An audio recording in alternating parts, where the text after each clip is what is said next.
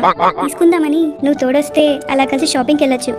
ఎలాగో తనే బయటికి పిలుస్తుంది, ఇదే మంచి ఛాన్స్. వెళ్ళి ఏదో సరదాగా నేను ట్రై చేశాను, సీరియస్ గా తీసుకోకని చెప్పేద్దాం. ఏంటి మధు ఏం మాట్లాడట్లేదు? చిట్టి ఖాళీయే, ఎంతకు రమ్మంటావు? అయితే షార్ప్ 6 o'clock కి బయలుదేరదాం. నేను డైరెక్ట్ గా బంధన బ్రదర్స్ దగ్గరికి వచ్చేస్తాను. సరే చిట్టి, నేను అక్కడికే వచ్చేస్తాను. మధు చెప్పు చిట్టి. మధు నీతో కొంచెం మాట్లాడాలి. నేను కూడా చిట్టి. సరే అయితే సాయంత్రం కలుద్దాం. బాయ్. సరే, ఈ రోజుతో ఈ అమ్మాయికి ఫుల్ స్టాప్ పెట్టేయాలి. అనవసరంగా కెలికాను, పాపం ఎక్కువ ఫీల్ అవుతున్నట్టుంది. హలో హలో, నా 500 ఏవండి?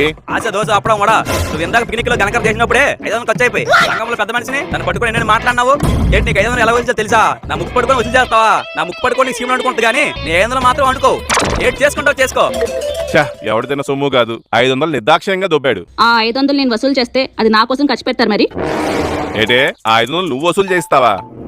అవును, ఆ 500 నేను వసూలు చేయిస్తాను. ఆ 500కి నేను 500 వేస్తాను, మీరు ఇంకో 500 వేయండి. మొత్తం 1500కి కొత్తగా పెట్టిన బంధన బ్రదర్స్ లో ఇప్పుడు 1+1 ఆఫర్ నడుస్తుంది. సాయంత్రం వెళ్ళి చీరలు కొనుక్కుందాం.